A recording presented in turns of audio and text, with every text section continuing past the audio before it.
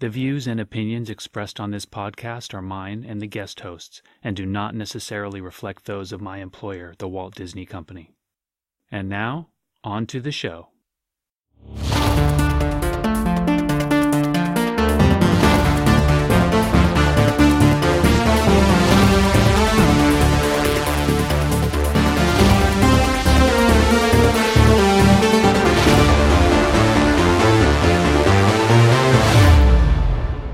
Welcome to Movies Unhacked, where we explore movies and the technology depicted in them. My name is Scott Croco, and I'm joined by Matt Janulewicz to discuss Independence Day from 1996, starring Will Smith and Jeff Goldblum and Bill Pullman and Randy Quaid. Everybody's in this movie. Hi, Matt. How you doing? Pretty good. How you doing, Scott? I'm good. Excellent.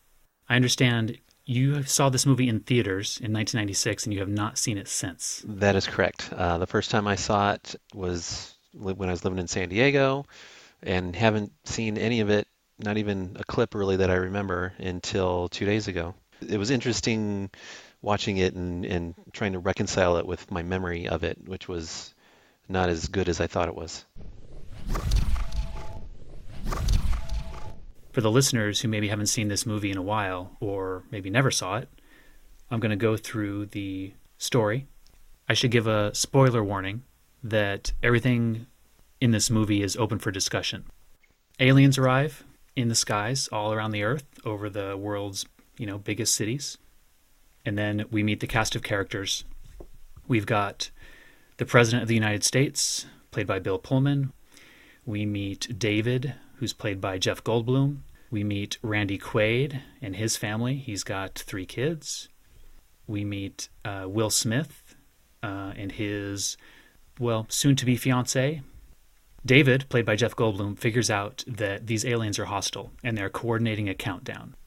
The cities are evacuated around the same time that the countdown completes and the alien ships decimate our cities with their superpowered attacks. We attempt to fight back by mounting an air attack. We send our fighter jets after them. We discover that they have shields that our missiles can't penetrate. Their next plan is to try and send a nuclear missile at the alien ship. That doesn't work. Shields are too strong. And then David, played by Jeff Goldblum, devises a plan to infect the whole alien armada with a computer virus. Will Smith flies him up there in an alien spacecraft that they've kept hidden since the 1950s. And this plan works. The shields are down. They're able to actually inflict damage on the ships, but they're not damaging them enough. So it's not really quite working. Just as the alien ship is getting ready to fire the city-destroying weapon, Randy Quaid comes to the rescue and makes a personal sacrifice to fly his fighter right up into the alien ship's vulnerable hull. This works, blows up the ship. They tell the rest of the world how to do it. Meanwhile, David and Steve is Will Smith's character name in this movie, which is really awkward. It's so awkward. I didn't even remember that. I'm like, who's Steve? What are you talking about? Yeah, I don't know why they named him Steve. Jasmine and Steve. So David and Steve, they fire a nuclear weapon into the mothership where they had successfully uploaded the computer virus, and they make it safely home. The end. This movie is really the brainchild of 2 guys, Dean Devlin and Roland Emmerich. Roland Emmerich was a director/writer who directed a film called Moon 44, where Dean Devlin was an actor in that film. And that's where they met. Together, they went on to make Universal Soldier. After that, they made Stargate. And then during the promotion for Stargate, Emmerich came up with the concept of huge alien ships hovering over the world's cities. He actually came up with this while he was being interviewed and turned to Dean Devlin and said, "Hey, I think I have an idea for our next movie." They really liked this idea. They wrote the script in 4 weeks. They almost immediately went into production. They had studios interested right from the get-go. They shot the film in 72 days, which for this type of movie is really short. And then later, these guys went on to make Godzilla. They made The Patriot. And of course, they made a sequel to Independence Day Resurgence. So, Matt, have you seen their Godzilla movie? Um, Monster movies in general just aren't my bag, so it must have just been Godzilla. When he comes out of the water and then he steps on a bunch of cities and then they drive him away. Yeah, I mean that's the typical Godzilla plot for sure. Yeah, this one got a lot of hate from the fan community, I would say. Right, Anyway, I think I like their Godzilla movie a little more than most people. right. But back to Independence Day. What did you think overall? I liked it this time more than I remember liking it last time. My memory of it was that it was like, oh, that was dumb. But I also think that I hadn't, at that point seen as many movies as I have now. When I think, a movie like this I can enjoy because I don't tend to compare it to, oh, I just watched The Godfather last week and this movie's horrible. You know what I mean? Hmm. So the one thing that was interesting to me was when it first started, I was like, oh my God, it's 2.5 hours long. That's forever, but it went by like in 2 seconds. I thought the pacing was so good. There was so many stories that they bounced around to that they all just kind of came together where you were never, it didn't drag. Hmm. I don't know, it was a lot more enjoyable than I thought it would be. I was like, oh man, that movie, that's gonna be a slog. But I was like, oh man, that was great. I'm just like, oh my God, it was like by the time I finished it, it was like 12:30 in the morning. I'm like, oh, I gotta go to bed. Yeah. It was fun. I mean, you don't expect, Laurence Olivier acting in there, but none of it was horrible.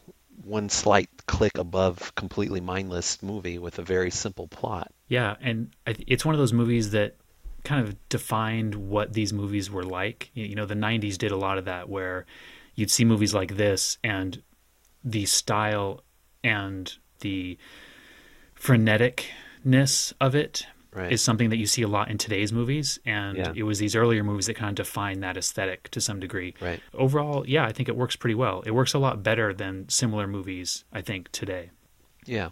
I would agree to that. The pacing, I have a mixed opinion on. I think it starts out really great. It opens really quickly.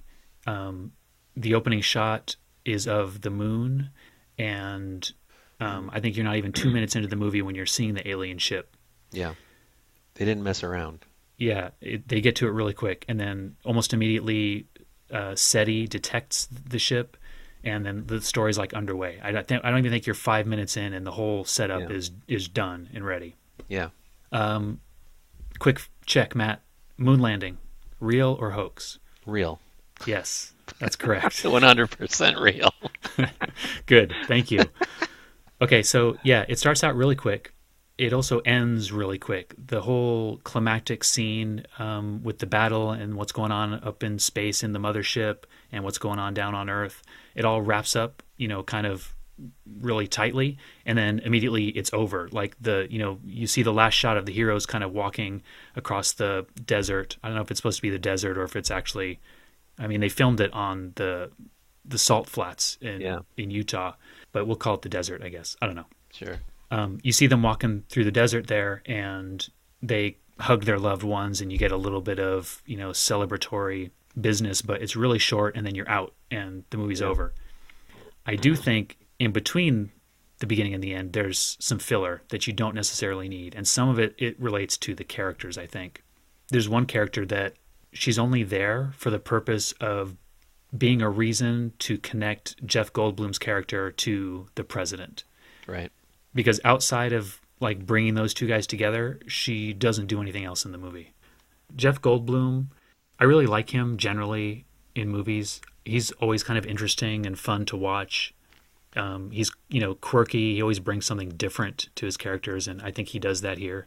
Yeah, that's another thing having, remember watching it from, that time. And I almost like want to go back and watch some other movies that I haven't seen since then because when I was in my 20s, I did not like Jeff Goldblum. Hmm. I thought he was kind of a ham and just had these weird quirks and stuff that for some reason just didn't play with me. But I really liked him in this and other things I've seen him in recently. I'm like, why did I not like him? I'm not sure. I don't know if I didn't get him or I didn't understand or I was, young and dumb, but I can remember like, back then one of my all-time least favorite movies was The Fly. I did not like that movie at all. But that's another one that I only saw in the theater, and I just remember that I hate it, but I don't remember why now. It's been so long.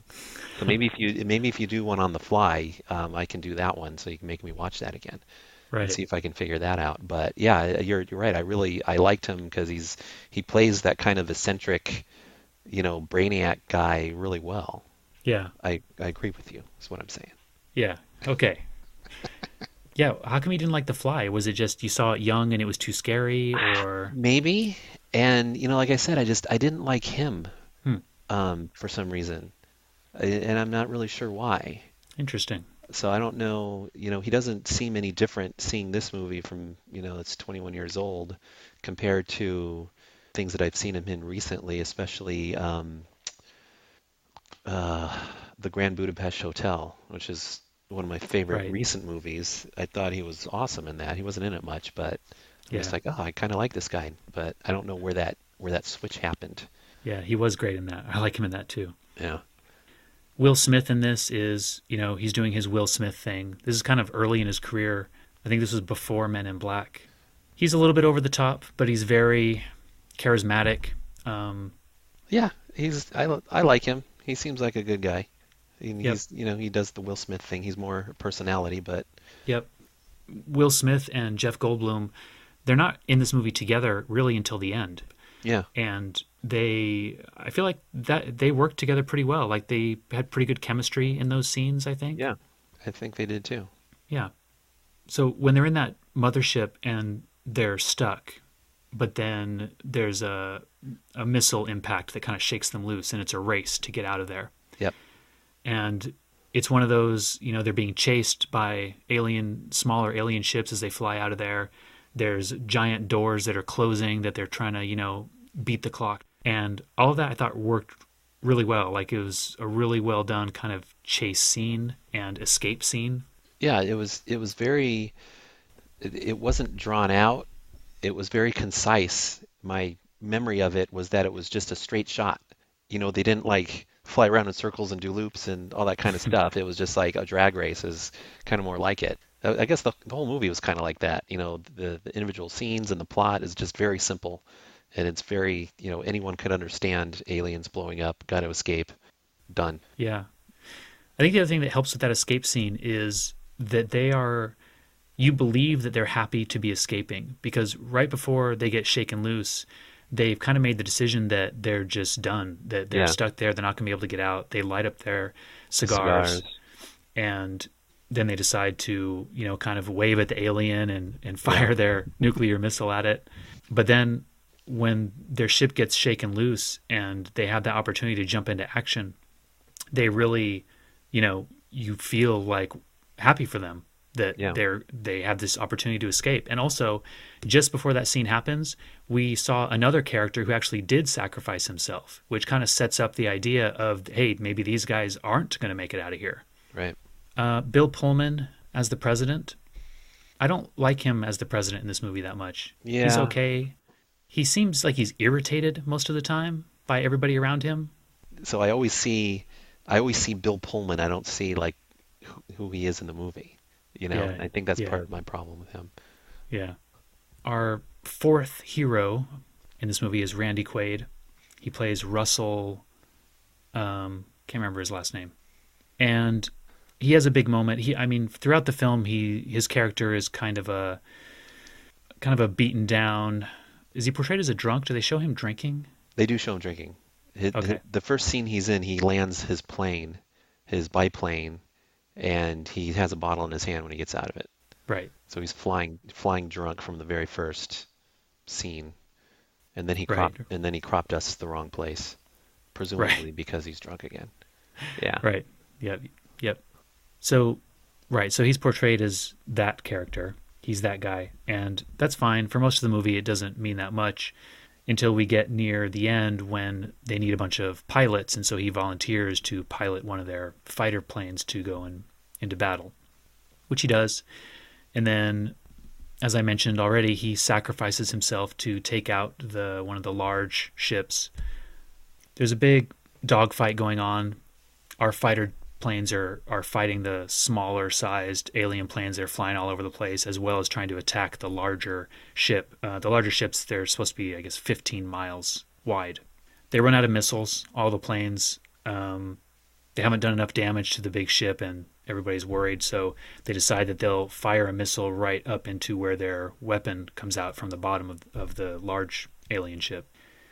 And out of nowhere, Randy Quaid flies onto the scene, says he's got one missile left, and is going to save the day. He launches the missile, but it locks up, it won't fire, and that's when he decides to make the decision to make the personal sacrifice for the betterment of mankind. And that moment actually works pretty well for me.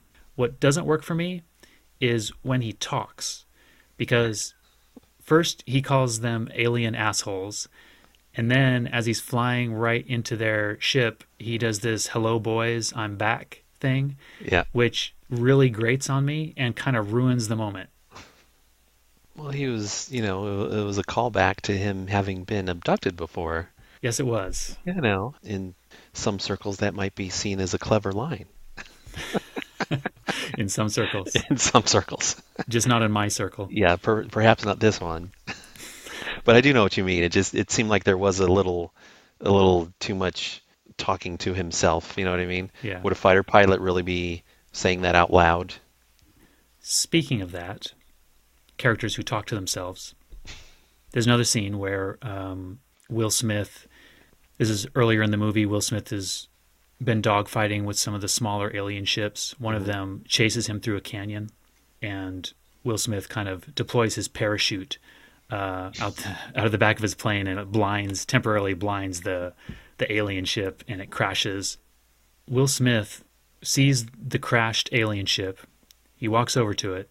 He climbs on top of it. The alien seems to be trying to come out. Will Smith punches it in the face and says, "Welcome to Earth." Yes.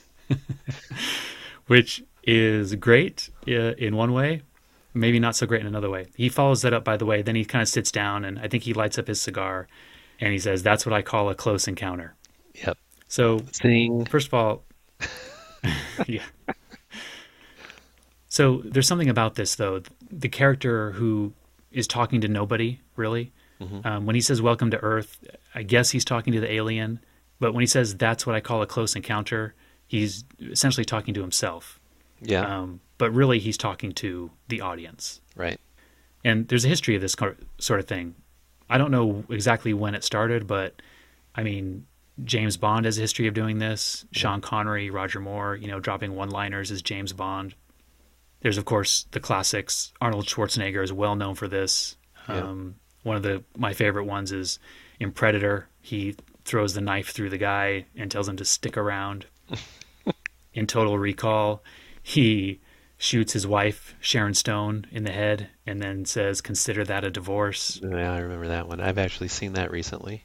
So there's this phenomenon of characters who they're not breaking the fourth wall, but they are speaking for the audience to hear. Yeah. And it's so close to breaking the fourth wall that it gives the impression that these characters know someone else is listening. Right. Which is kind of it can work in the context of the movie because it's kind of funny, but it's actually pretty cold-blooded, these one-liners. Yes, a lot of them are. And the characters, if there are other characters in the scene, they almost always ignore these comments that the heroes make when they say them. They just kind of move on like they didn't even hear it. If they were listening, I've got to think that they'd be appalled. Exactly. Making flippant jokes at the expense of someone's death, it's kind of horrifying. Yeah. If you saw someone in real life, shoot a guy with a spear gun and then drop, "I think he got the point" on you, I mean, you think he was a psycho. You might. You never know, though. You were just so shocked to see someone get hit with a spear. Maybe it would, maybe you would laugh. Hard to say. I don't know. I don't feel like I would think it was that funny. But I also couldn't imagine if you were the one that threw the spear that you would have the composure to, like, have that, just lined up, just in the queue to spew out. But yeah, the spear gun example, by the way, is Sean Connery in Thunderball. Oh, okay. Yeah. I don't think I've ever seen that.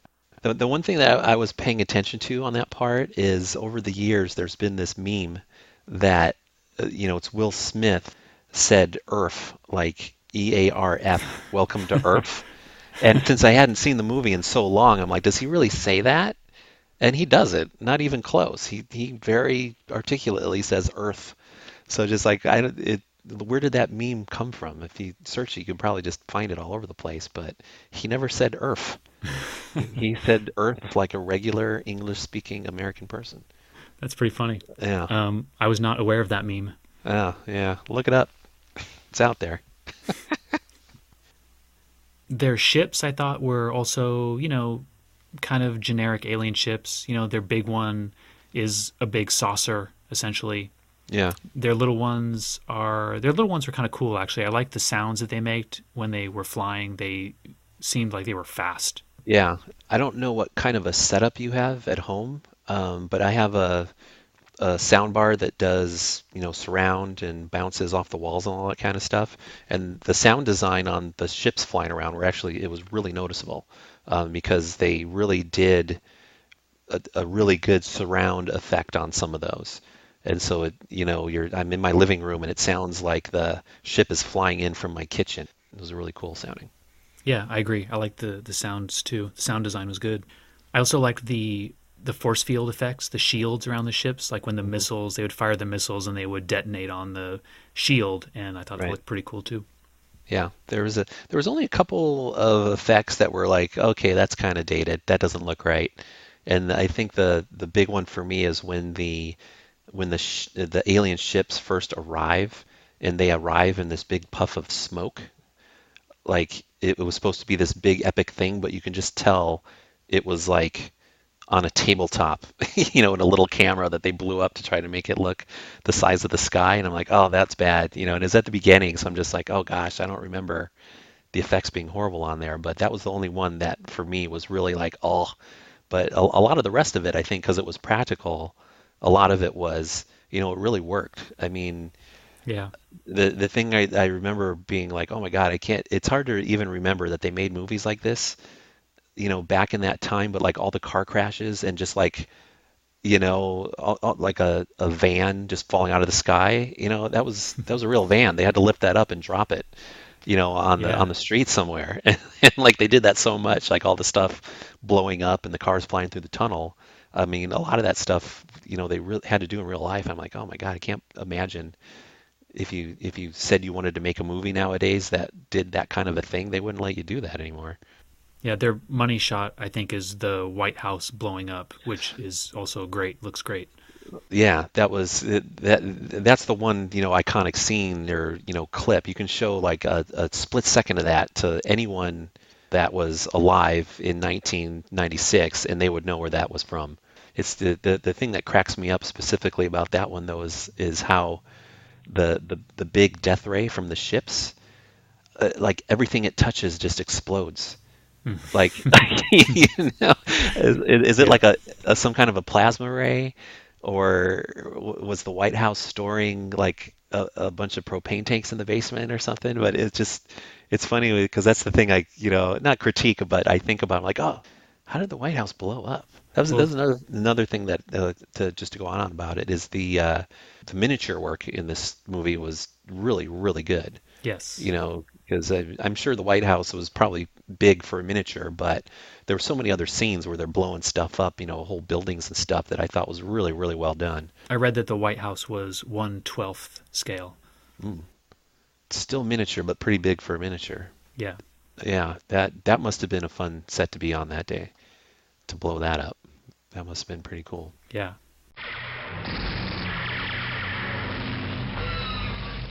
I want to talk about the female characters in this movie. There's the First Lady, Yep, and her role in this movie is to get injured and need to be rescued. yep, There is Jasmine, who is Will Smith's fiance. yep, She at least is a little bit heroic. She kind of helps, save and care for the First Lady. right, But it wasn't good enough to make her a hero. Oh, and her son, of course. She has her son with her the whole time. right. And the dog. And the Don't forget, dog. don't forget the Yes. dog. But of course, they had to make her character a stripper. Yep. There's the president's daughter, who, well, I don't know, she doesn't have much of a role. She's just there to be the president's daughter, I guess. Yeah. I can't even remember if she even talks. Well, I think Yeah. she talks to her mother at the end Oh when her yeah, that's mother's right. dying. Yeah. Spoiler alert. Yeah. Yeah. Okay, and then there's Jeff Goldblum's ex-wife. Yep. Yeah, she's there to facilitate the meetup between Jeff Goldblum and the president, and then Yeah. doesn't have much to do after that.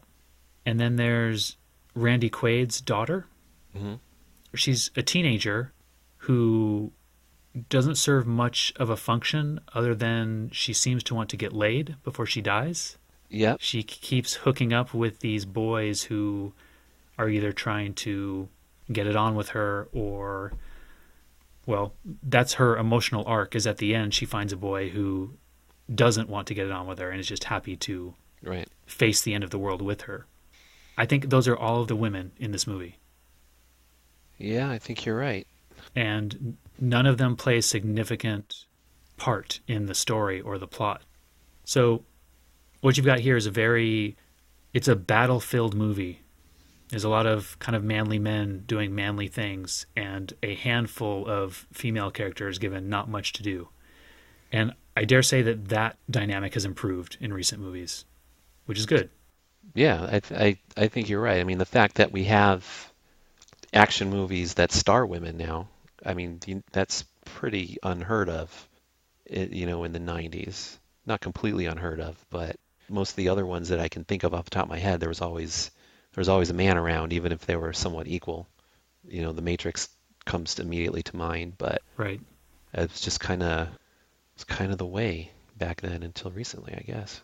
Yeah, strong female characters are certainly more, Prevalent, yes, more prevalent. prevalent. Yes, that's how an American would say that. Yeah. Okay. Moving on. All right. But well, I mean, not to quite move on, but it's still a thing though. It's just not every single movie now. And one of my favorites is actually San Andreas. I love that movie so much. But it's kind of the same thing. Rock is the manly man, and he rescues all the women. That's the whole point of the movie, is rescuing fighting an earthquake, but rescuing his daughter and his wife at the same time. So we still kind of have that. It's not completely gone. I have a list of things that annoy me, and they're just tiny things. But for example, when we first meet Will Smith and Steve and Jasmine, Steve. Will Smith goes outside to get the newspaper. He walks out his front door, walks down the sidewalk, picks up the paper. He's looking around at the neighbors. The neighbors are all kind of freaking out and running around. And then he looks up and he notices the huge 15-mile wide alien ship in the air in front of his house. Then Jasmine comes out to bring him a cup of coffee. She also walks out of the house, walks down the sidewalk, hands him his coffee, talks to him, and then she looks up and sees the ship. And then you see, they show you later some POV shots from like inside their house where you can see what, like looking out through their window. Yeah. And also during this scene I'm talking about on the sidewalk, it also shows a POV shot of what they see. The ship is huge Yeah. in their line of vision. There's no way you walk out of your house and don't see it as you walk down your walkway. Right. Well, they just woke up. They're groggy, maybe. Maybe. So that annoys me. Here's another one. Goldblum, he figures the aliens got a countdown going. He says that there's 7 hours to this countdown. Later, he says there's 6 hours left. Hmm. Meanwhile, that scene with Will Smith and his fiancée on the sidewalk, that happens in the morning, right? He gets up, they're asleep. He gets up, he goes outside to get the newspaper. It's the morning. Yep. Later, we see Jasmine at work, where it's nighttime now. It's dark out. Yep. This is definitely more than 6 or 7 hours later, but the aliens have not attacked yet. Maybe the alien ship was blocking out the sun where her strip club was, and it just looked like night. Maybe. I appreciate you trying to explain these. Okay, here's another one. It could happen. Will Smith, at one point is feeling kind of depressed. He's hanging out in Area 51. I guess he's not sure what is going to happen next or, what they need to do because they've been unsuccessful trying to fight these aliens. All of a sudden, he gets up and steals a helicopter for no apparent reason. And then... Oh, I know where you're going on this one. My wife had the same comment, but go ahead. Yep. The next thing we know, he's landing the helicopter right where Jasmine and the First Lady are holed up. Right. I have no idea how he knew they were there. I mean, he didn't even know if they were alive, let alone where they were. Right. They made a point to tell him that El Toro was gone. So wouldn't he assume that she was dead if she went there? I don't know. Guess. That's what I thought. That's what my wife thought too. We were both watching at the same time. But yeah, that was that was so like kind of out there that when he stole the helicopter, I'm just like, where's he going? What's he doing? It's like, what does he know that they haven't told us yet? Yeah. And it's like, yeah. So that was really strange. And then I don't know if you've ever been in a helicopter at night, but you really can't see anything on the ground. So like, how would he even know that people were near where he landed? I have no idea. Yeah. All right, that's enough of those. Anyway. I kind of have one though. Okay. Along those lines. So that the spaceship that they use to fly up and put the virus in there, mm-hmm. That spaceship is 40 years old. Yes. Wouldn't the mothership be like, what is this thing? I mean, wouldn't they be suspicious of that? I mean, it did look like all the other ships. So on the other hand, are all the ships 40 years old and they never improved the technology? But I can imagine if you were an alien race and you sent a spaceship to Earth 40 years ago and it never came back, and you're like, oh, let's go visit Earth. Oh, there it is. Wouldn't you kind of be like a little cautious of that? Or just out of an abundance of caution, just blow it up immediately? That was what I was thinking about when that happened. That was my train of thought. Yep. They just figured their technology was as good as it was going to get and left it at that. Yeah, I guess so. I remember not liking this movie. Mm-hmm. And that's probably why I've never watched it again, because it's just one of those things in my mind, like, oh, I didn't like that. And so I was kind of pleasantly surprised that I liked it this time around. Yeah, a lot of movies are about the characters for me. That's how I kind of connect to movies. And the characters in this one, while some of them are entertaining, they're also pretty thin. Yeah. And like I mentioned, the women don't really have roles to play. I like Jeff Goldblum a lot, so I kind of latch onto his character, and Will Smith is good, so I enjoy watching him do his thing. Outside of that, the other characters leave me flat. Yeah, I would agree with that, but I guess that's not as important to me. There's stuff, the White House blew up. That was cool, Yeah, it was cool. Simple pleasures for me sometimes. Yeah. Yeah. Okay. Let's talk about the technology in this movie. Let's talk about the technology. Okay. So, I don't want to bury the lead. We might as well go straight to the virus. The virus. Yeah. Let me describe this a little bit. Jeff Goldblum's character comes up with a plan to, instead of beat their defenses, to get around them by disabling their shields. So the plan is to take this virus, plant it in the mothership, and then it will flow out to all of the other ships because they all communicate with each other. So everyone will drop their shields. Once the virus is uploaded, they'll set off an explosion to disable the mothership. The shields will be down, and that will enable all of the fighter jets to take out these big 15-mile alien vessels. Jeff Goldblum's character volunteers to go up there because he's the one who knows how the virus works in case he has to think on the fly, might have to, adjust it or whatever. And Will Smith's character volunteers to fly the alien ship up there to take Jeff Goldblum. They equip the alien ship with a radio transmitter. They fly up there. They approach the mothership.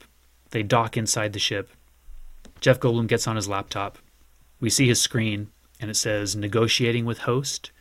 And then a few seconds later, it says online with host. And we can see he's got some code on his terminal. He's typing a command, and then the screen says uploading virus with a progress bar. And then a few seconds after that, it says upload complete. And then around the mothership, there you see the display is kind of blinking in and out a little bit, like something's going on. Back on Earth, they realize that the virus has been uploaded, so they fire a missile. It's a hit, the shields are down, and the attack begins. It's a war with the aliens. So that's it. That's how they defeat the aliens. So what do you think about this? Well, viruses weren't like a very elaborate thing back then. They were a thing that you click on and then it erases your hard drive. And it was like, how would a virus like do something in the real world? That notion to me in 1996 would have been so absurd. But now recently with, knowing specifically about Stuxnet, and if you've seen Zero Day, you can actually write a virus that infiltrates something and actually breaks a physical piece of equipment. And so from that aspect of it, I'm like, okay, that's actually kind of plausible. So it's all the other technical things now that I've been, a professional computer nerd for 25 years. And, the things that I think about are like, I think all this stuff can probably kind of be done if you have enough information about the system you're infiltrating. But they kind of insinuate that Jeff Goldblum did all this in like an hour. And Right. I don't know that's the part that I'm kind of like, okay, that, okay, so he had access to the alien ship, but that's like having access to a PC that's on a network. You need like, what are you infecting and how are you doing that? You need to be connected in there. You can't just make it up and hope it works. Couldn't he have figured out that little clampy thing on the ship can just be unclamped and they could have just left? Like if Right. he knew an alien was going to be there with his console, so he had some information that they didn't express in the movie that he had. But I still think it's plausible to give a really good hacker an access to a system he doesn't know about, and given enough time, learn enough about it to be able to destroy it. I think, in my opinion, but just not in the timeline of the movie, especially if he's spending time programming a progress bar that says uploading virus, which incidentally would have to be a separate program from the virus. So he's got a separate loader that has a progress bar, just in case someone besides him is looking at the screen, I guess. It's kind of like that talking to yourself thing. Like, who did he write that progress bar for? Right. Yeah. It's for the audience. Yeah. But I mean, it's all these nitpicky little things. But I still feel like, in 1996, I think people would be just like, yeah, right. That type of a thing isn't possible. But nowadays, I'm kind of like, just some of the crazy things that have happened in tech and in the hacking world and all that. Mm-hmm. It's just doing that in seemingly an hour or two. I just don't think is possible. Right. Something I wanted to mention up front about this is the idea of infecting the aliens with a virus itself is an homage to the original War of the Worlds, where the aliens die because they enter our atmosphere and their immune system can't handle all of our, earthling viruses and whatnot, and so they die, which is clever. I like that they kind of tied that in. Yeah. Regarding the actual computer virus, even today, you can't write a virus for one thing that'll work in something else. Like, you can't write a Windows virus that would also infect a Mac. So writing a virus that would work on an alien system sounds extremely difficult to me. What we do have today are things like exploit kits, Right. which they're designed to exploit vulnerabilities in multiple systems. And they scan the system and they find the vulnerabilities and they take advantage of them. The key to those working, though, is that they look for known vulnerabilities. I don't know how Goldblum could have known what the vulnerabilities would be in these alien systems. Like you said, there's just not enough time, Right. as portrayed in this movie, to figure that out. One thing that I didn't really think about until now is, they've had that spaceship for 40 years, and they've had all these nerds working on it. They didn't show Jeff Goldblum talking to them, but they had to have had at least some cursory, knowledge about how the communication works between the ships or protocols, or 40 years is a long time to figure some of that stuff out. Mm-hmm. So they could have had some sort of a tech dossier on the ship that had some information like that. I still don't think that even a genius like Jeff Goldblum can do that in a couple hours, but there had to be a baseline of information that at least he had, because he's got to know how the ship communicates. So one theory that I read is that we as humans derived our technology by reverse engineering the alien technology from that ship, and so that the technologies are actually compatible to some degree. Right. I'm not buying into that one personally because of what I just said. We can't, even within our own technology that we know, can't infect one thing with something that infects something else. Like, it just doesn't work. Right. It has to be very specific. Like, you can write an exploit for Flash, and that would work on both Windows and Mac because you're exploiting, the Flash software itself, and you're not exploiting the Windows OS. Yeah, so I'm not sure if that one holds water. Something else I found online is that Dean Devlin in 2014 did an AMA on Reddit, and somebody asked him about this. So he retconned it? So, yes. So here's what he had to say. I'm quoting. What Jeff Goldblum's character discovered was that the programming structure of the alien ship was a binary code. And as any beginning programmer can tell you, binary code is a series of ones and zeros. What Goldblum's character did was turn the ones into zeros and the zeros into ones, effectively reversing the code that was sent. Okay. That's the explanation. All right. I think he's mistaking binary with Morse code, because binary doesn't work that way. Yeah. Interesting thought, though. Yeah.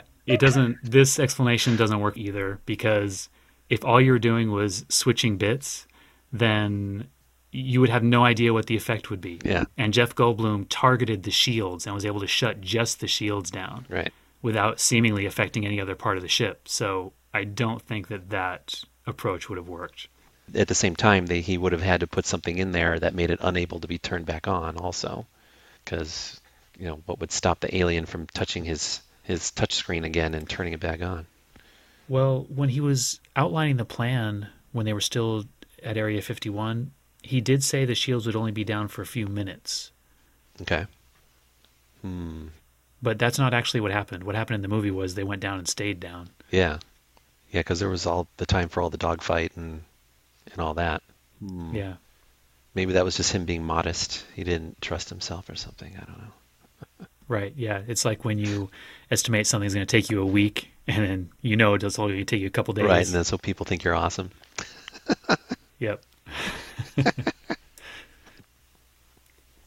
There's one other piece of technology I wanted to mention. Okay. This is when Jeff Goldblum and his dad, they leave New York City. When they arrive at the White House, he's got his laptop in the car. He's looking up his ex-wife's phone number. He's trying to find how he can contact her. Right. He does this by putting a disc in his computer, and he says he's got every phone book in America on this disc. Yep. He does find her number. He calls her up. Her phone line is busy. He says, "Oh, this is good." He grabs a little device that he sticks on the roof of the car, and he says he can use this to triangulate her exact position in the White House. Right. Because her phone is active. He can use her signal. He calls her up. He tells her to go to the window that she's closest to. She does. She looks out the window. He's out there waving at her. It's a neat trick narratively. I like it for that reason because, it's a city full of people trying to leave the city. There's all kinds of chaos going on, and he has to try and find her. She's in the White House. He's not going to be able to get in, obviously. So it's kind of a good narrative trick to get them, together. Yeah.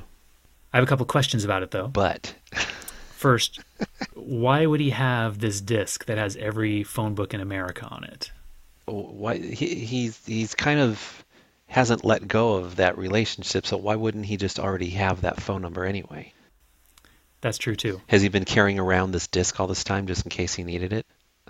Well, and his job is at a cable company, it seems, and he's kind of in charge of the satellites that, feed the various stations and feeds into their cable system.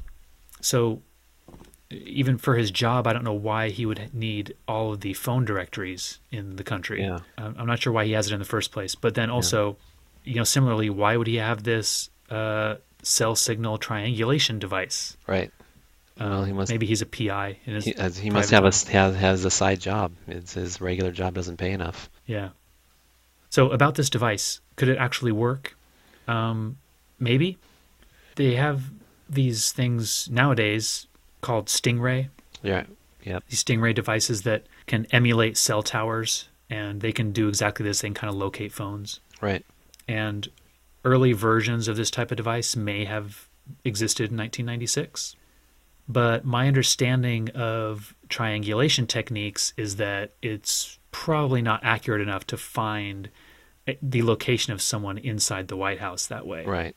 It would come up with too wide of a net for identifying her location Right. to be able to say exactly which window and which floor of the White House, she was in. Right. So that's probably not realistic, but Yeah. One other thing I didn't think about that's related to this is she just happened to be by a window that they were in front of. He stopped and parked, wherever he parked and then started doing his thing and she was standing right there. yeah, I guess my impression was that he was doing the signal finding and then they parked and then he called her and said, look out the window. So they parked because they knew where she was. I don't remember them moving after that. I thought they just stopped once, but I could be wrong. Maybe. I'll have to go watch that scene again. But either way, yeah, it seemed fun but unnecessary, completely unnecessary. Because he was just going to Right. he was going to call her anyway. Why didn't he could have just called her like a normal person and said, "Hey, I'm outside the White House." It would have had the same effect. She would be like, "Oh, you liar," Yeah. and then she'd go right to the window, and he would be right there. So, Right. Right. no, you're not. But yeah, so it's they had to establish just how much of a nerd Jeff Goldblum's character was. It wasn't enough for his dad to mention MIT. There was one technology item that was perplexing to me, and it was toward the beginning when they were first making contact with the spaceship. They had this helicopter that had all these lights on the front that they called the communication device. What was that supposed to be? Hmm. Was that just an homage to Close Encounters? I can't imagine Yeah. what they thought they were going to do with a bunch of lights on the front of a helicopter. I took it that way. Yeah, it definitely seemed like a Close Encounters reference to me. But that just And those, seems so absurd. And they just kind of had it like ready to go. They're just like, "Oh, get the communication device." And then they're off. Like they've just been waiting to use this thing during an alien invasion, but it's like, I do like that when they sent those helicopters up there, the aliens didn't mess around at all. They just shot them right down. oh, I know. There was like no hesitation. It's just like, "Meh." See ya. Yep. Yeah. Leave no doubt Uh, about their intentions. yeah. Yeah. I think that the only other thing I have on my notes is about the plasma ray and how it can blow up a building. Hmm. But we already talked about that. Yeah, and it's alien technology, so you can get away with I'm willing to let a movie get away with a lot more around what alien technology can do versus what Right. our technology can do. Okay. Yeah. I guess so. I guess so. I don't get upset about skulls and crossbones showing up on alien All screens right. or goofy things like that. Like that's fine. That's all just movie stuff. I'm more interested in what is the feasibility that this stuff could actually work, and the feasibility that Jeff Goldblum could do what he did and infect an alien ship is super low to me. I just don't think that would happen. My only real beef is the time, and I don't know if I want to dock the technology, aspect of it because of an absurd time frame, but I still think that given 40 years with a spaceship and given, let's say maybe a few days with a genius like Jeff Goldblum's character with it, that he can learn enough about a system to do something bad with it. I think, discounting how does the wireless transmitter work and all that kind of stuff, I still think that's feasible. Like if you take a good hacker that doesn't age and you lock him in a room with a foreign technology for 40 years, he's going to learn a lot of stuff about it. And if he can transfer that knowledge to someone 40 years in the future that's as smart as him or smarter, I think that he would be able to get a gist of it and get past security and do something that can take down a shield on an alien spaceship or something like that. I feel like it's more feasible, not probable, but in the end, it we've already learned that it's binary code, so someone understands that, and there are people that understand that kind of stuff and are savants in that way and can do just enough to wreck something like that, I think. I That's what don't I feel. disagree. Yeah, I don't disagree in theory with what you said, but the movie doesn't give us any of what you just said. You inferred all of it. That's true. So if somebody was indeed spending 40 years with that ship and learning all of its technology, which they do say, like the Brent Spiner doctor does say that they've Yeah. learned a bunch of stuff about their technology and about the aliens themselves, but they never introduce somebody who's like, this is the guy who understands all the technology. Right. Goldblum, why don't you talk to him and figure something out, right? There's no connection there Right. between the two. They just show Goldblum kind of doing it off on its own because he gets, to me, all the indications are that he did this in like 5 minutes, and Yeah. there's also no indication that his character is even all that computer savvy. I mean, we're introduced to him based on his job, which appears to be, like I said, working with the satellites of his cable television company. Right. That does not necessarily imply to me that he's a computer or software expert, and the movie at no Right. point says that he is. So I'm skeptical. True. Yeah, but they make some comments and insinuations. His dad mentioning him bailing on MIT, his ex-wife. One of the themes between them is, you could have done something, with your life. I thought it was insinuating that he was better than, being a cable guy, but chose not to for whatever reason. Right. I don't know. I thought it was fairly, not heavily, but inferred enough that he was some kind of a savant, genius. I mean, come on, he rode a bike to work and then rode it inside. That's the movie hallmark of a genius, isn't it? You know? I did enjoy that Oh, actually. Him riding the yeah. bike through the office. I like that. There was a really long single Steadicam take that they did when he first came in with the bike that they don't do a lot in just normal movies anymore. It's always just kind of like a gimmick or something. And in this movie, they did it like two or three times, and it was just kind of a matter of course. And that was one of the things that I really liked about it. The cinematography was different than you see in a lot of movies these days. There was a lot of Steadicam, a lot of dolly shots, a lot of, not the handheld garbage that we see today. And that was one of the scenes when he rode his bike in, and he's talking to everybody and walking to his office, and all that was done in one. It's probably like a good minute and a half take with a lot of dialogue and a lot of people. I thought that was really cool. But Hmm. you ride a bike into your office and across the floor, that's, someone who's not smart doesn't do that. They just don't. Yep. I agree. So yeah, so I guess I'm a little more I'm a little more lenient than you as far as things that I choose to infer from the information that was given in the movie, I guess. Hmm. I don't know. I guess that's why we differ. I don't completely disagree with you, but I just make assumptions on things, I guess. Yep. Okay, so this movie came out in the summer of 1996, big, summer blockbuster, and it made $306 million domestically, plus another $511 million overseas. So that's pretty good money for 1996, almost a billion. That's really good money for 1996, yeah. It got some acclaim for breaking a record that Jurassic Park held. It grossed 100 million in 6 days. The critics, I think, were kind of mixed on this. Looking up today on Rotten Tomatoes, the top critics give it a 67% fresh rating, and the users give it a 75%, which is not bad. Yeah. A little higher than I would have expected, actually, from the critics. Yeah. I went and looked up the Siskel and Ebert review Oh, from their TV show, and I watched that. I bet you Siskel hated it. Yeah, they had mixed reaction to it. It was 2 thumbs down. Mm. Neither of them wanted to recommend it. The thing that stuck out at me was Roger Ebert at one point is talking about Goldblum's plan to infect the the mothership. And he says that viewers are either going to not understand it at all, or if they're computer savvy enough to understand it, then they'll know it's completely impossible. All right. So even Roger Ebert knew that Yeah. it was not feasible.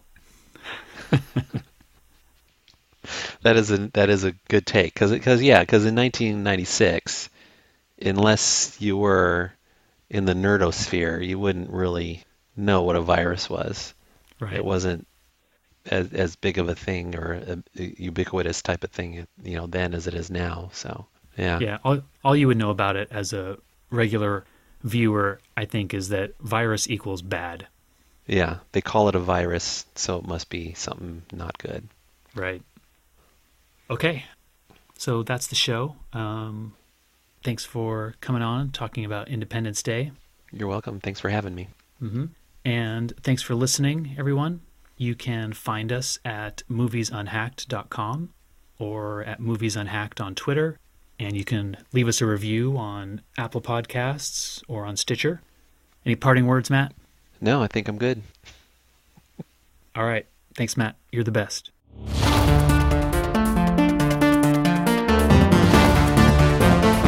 Welcome to Movies Unhacked, where we don't talk about Scott Pilgrim. No? I'm going to find a way to work it in. That was just mean. Did I say your name right? Yeah, close enough. Ugh, close enough. God damn it. I knew who you were talking about. I think what I liked a lot about San Andreas, just to totally derail this, is it was so over the top, and it knew it. It really wanted to be over the top. It wasn't like, I think, like Transformers, that is just absurd and kind of dumb. It deliberately is just ridiculous, and that's what I like about it. And plus, they destroy San Francisco, and I live here, so I can relate to that. If they had destroyed Dallas or Chicago, I probably wouldn't have liked it as much.